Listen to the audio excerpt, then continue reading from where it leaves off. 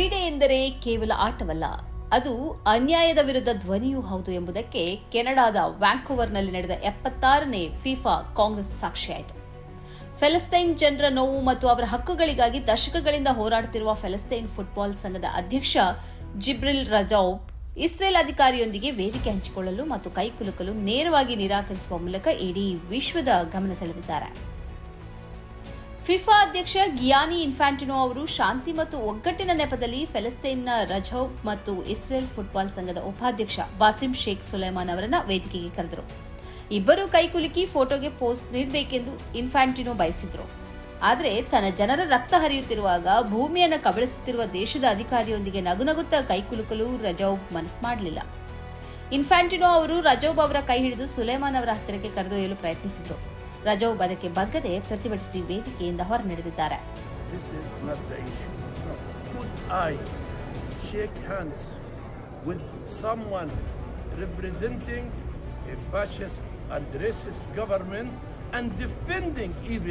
The policies of this government. I don't think that I have to shake hands or to, I don't think that he is a qualified partner to me. While I understand, I recognize that the Israeli Federation has the right to organize, develop sport, but within their internationally recognized borders. Was he ready to say that for the Palestinians? ಫೆಲಸ್ತೀನ್ football ಸಂಘದ ಉಪಾಧ್ಯಕ್ಷೆ Susan ಶಲಾಬಿ ಈ ಬಗ್ಗೆ ಖಾರವಾಗಿ ಪ್ರತಿಕ್ರಿಯಿಸಿದ್ದಾರೆ. ನಮ್ಮ ಮೇಲೆ ದೌರ್ಜನ್ಯ ಮತ್ತು ನರಮೇಧ ನಡೆಸುತ್ತಿರುವ ಕೃತ್ಯವನ್ನು ಮುಚ್ಚಿಡಲು ಇಸ್ರೇಲಿಗಳು ಅರಬ್ ಮೂಲದ ಸುಲೈಮಾನ್ ಎಂಬ ವ್ಯಕ್ತಿಯನ್ನ ವೇದಿಕೆಗೆ ಕರೆತಂದಿದ್ದಾರೆ. ಇಂತಹ ನಾಟಕೀಯ ನಡೆಗಳಿಗೆ ನಾವು ಮರಳಾಗುವುದಿಲ್ಲ. ನಾವು ಅನುಭವಿಸುತ್ತಿರುವ ನೋವು ಅತಿ ದೊಡ್ಡದು ಎಂದು ಅವರು ಗುಡುಗಿದ್ದಾರೆ. ಜಿಬ್ರಿಲ್ ರಜೌಬ್ ಅವರ ವಾದವು ಅತ್ಯಂತ ಸ್ಪಷ್ಟವಾಗಿತ್ತು.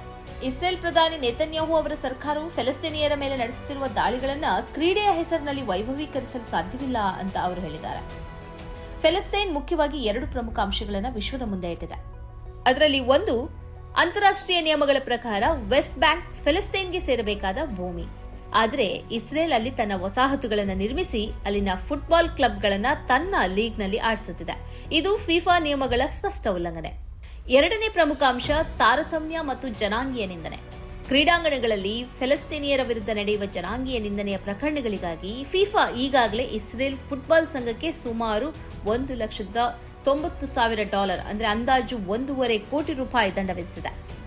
ಫಿಫಾ ಅಧ್ಯಕ್ಷ ಇನ್ಫ್ಯಾಂಟಿನೋ ಮಕ್ಕಳ ಭವಿಷ್ಯಕ್ಕಾಗಿ ಒಟ್ಟಾಗಿ ಕೆಲಸ ಮಾಡೋಣ ಎಂಬ ಸಮಾಧಾನದ ಮಾತುಗಳನ್ನು ಆಡಿದರು. ಆದರೆ ಫೆಲಸ್ತೀನ್ ಕಡೆಯಿಂದ ಬಂದ ಪ್ರತಿಕ್ರಿಯೆ ಎದೆ ಉರಿಯುವಂತಿತ್ತು.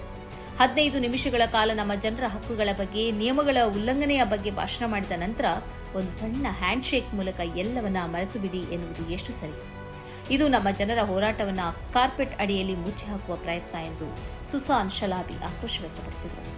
ಕ್ರೀಡೆಯು ಜನರನ್ನ ಒಂದುಗೂಡಿಸಬೇಕು ಎಂಬುದು ನಿಜ.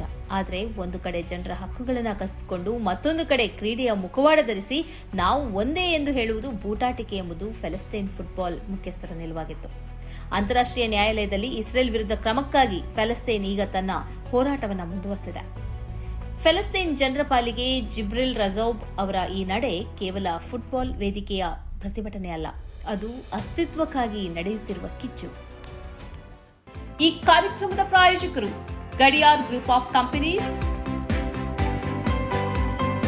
Specialised in piling and shoring, engineering consultancy, fire fighting, steel structures, real estate. Office SIT tower, silicon OSS, Dubai, UAE. ಸ್ನೇಹಿತರೆ, ನಿಮ್ಮ ಅದ್ಭುತ ಬೆಂಬಲದಿಂದ ಸನ್ಮಾರ್ಗ ನ್ಯೂಸ್ ಚಾನೆಲ್ ಈಗ 2 ಲಕ್ಷ ಸಬ್ಸ್ಕ್ರೈಬರ್ಗಳನ್ನು ದಾಟಿದೆ. ಇದು ನಮ್ಮ ಯಶಸ್ಸಲ್ಲ, ಇದು ನಿಮ್ಮ ಯಶಸ್ಸು. ನಮ್ಮ ಮುಂದಿನ ಗುರಿ 4 ಲಕ್ಷ. ಇದು ಕಷ್ಟವಲ್ಲ. ನೀವು ಮಾಡಬೇಕಾದದ್ದು ಸಿಂಪಲ್.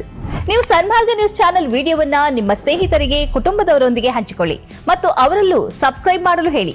ನೀವು ಶಕ್ತಿಯನ್ನು ಕೊಡಿ, ನಾವು ನಿಖರ ಸುದ್ದಿ ಕೊಡ್ತೇವೆ. ಧನ್ಯವಾದಗಳು.